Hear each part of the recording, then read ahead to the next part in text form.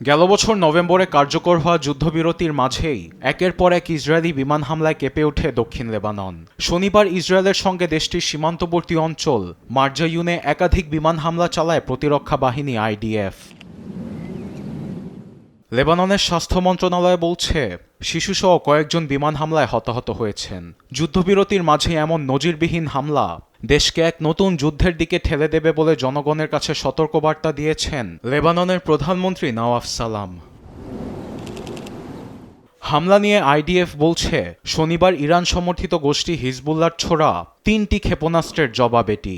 ইসরায়েলের প্রধানমন্ত্রী নেতানিয়াহু কঠোর হাতে হিজবুল্লাহ দমনের নির্দেশ দিয়েছেন।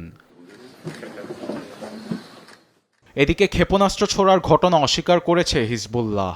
সংগঠনটির একাধিক ঊর্ধ্বতন কর্মকর্তা বলেছেন, যুদ্ধবিরতির শর্ত অনুযায়ী তারা ইসরায়েলে কোনো প্রকার হামলা চালায়নি।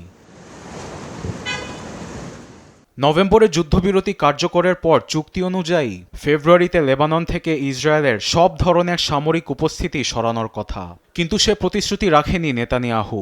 বৈরুত বলছে, এমন নজিরবিহীন হামলায় দেশের সার্বভৌমত্ব লঙ্ঘন করেছে তেল আবিব। এতে দুদেশের মাঝে পরিস্থিতি আরও অস্থিতিশীল হবে বলে ধারণা করছেন অনেকেই।